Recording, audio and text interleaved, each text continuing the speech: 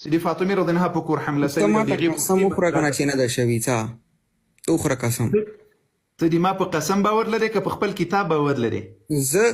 ګوره تاسو هر شي نه منکر زه یې قسم درته کوم بیا مسلمانېږې زه قسم درته کوم مسلمانېږې بیا زه مسلمان یم ته ما په زور نشي هغه کوی په خدای قسم شکر کوي تا الحمدلله تعالی زه ښه مسلمان یم. غوږ ونیسه زه قسم د څه شي لپاره درته واخلم تا ته ته ما ته دا قسم وخوره که نه ته زه نن شپې د شبې لیلة القدر قسم خورم او بیا د په الله قسم خورم او بیا د په الله هغه قرآن باندې قسم خورم چې د مو صحاباو د نبي په لور به کور باندې اټیک نه و کړی داسې ما ته وخوره قسم وکسه په دې مبارکه شپه کې د لیلة القدر په شپه کې د ما د الله په ذات قسم وي د ما د الله جل وعلا په قرآن قسم وي چې صحابه و د علي حیدر رضی الله عنه کور ته په چپ سترګو داسې نه دي کتلي حسین د زړه سره په خدای قسم د ما د په دې شپه په دې مبارکه شپه د الله په ذات قسم وي چې څوک وایي چې د علي رضی الله عنه په کور حمله سوې ده دا د کفارو خبرې دي دا د مشرکینو خبرې دي دا د یهودو د نصاراو خبرې دي دا د مسلمان خبرې نه دي د ما د الله په ذات قسم وي چا چې دا خبره کړې چې د فاطمه رضی الله عنها په کور حمله سوې ده دا کافر وو کافر ده مسلمان نه وو مسلمان نه ده دا د یهودو ظالمه دا اډوانس نه دی تا ته د ټوله دنیا کې دا خبرې پته دی ټولې دنیا کې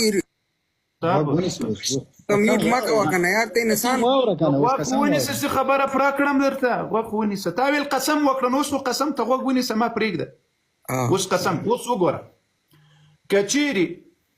دا خبره به ته را سره کوي ټول مسلمانان به امین وایي زم کوم ټول مسلمانان به امین وایي وایه را سره که صحابه و د رسول الله صلی الله علیه وسلم په لور مبارکه حمله کړې وي پښتۍ یې ماتې کړې وي کور یې ورسوځولی وي او موږ دا خبره له خلقو پټوو الله دې موږ په دې ځمکه کې نه نباسي ووایه امین ټول مسلمانان اوس وګوره او چې څوک وایي په دروغو باندې چې د رسول الله په کور حمله سوې ده د فاطمه رضی الله عنها په کور حمله سوې د هغې پښتۍ ماته سوې دي دا دروغ پسې تړي او دا دروغ وي اله العالمین دې دا اوس په دې ځمکه کې نه نباسي او د الله په هغه لوی قهر و غضب دې اخته سي ووایه امین الله امین نعره تکبیر الله اکبر نعره تکبیر الله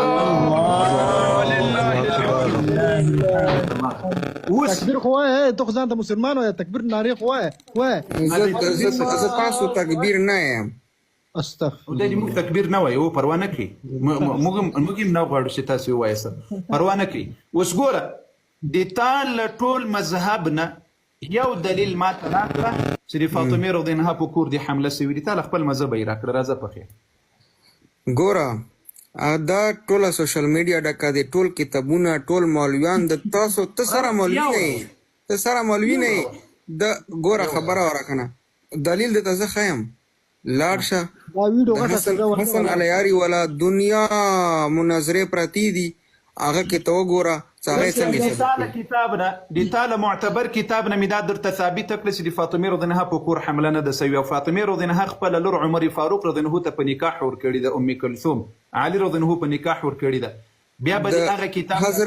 حضرت محمد صلی الله علیه و آله وسلم صرف اور صرف یوه لور وه هغه وه بیبي فاطمه د علي رضی الله عنه لور درښه یم زوی مړې ما په خبره ځان پوهوه د علي رضی الله عنه لور درښه یم هغه د مولا علي لور نه وه د چا لور وه هغه د مولا علي لور نه وه خو تاسو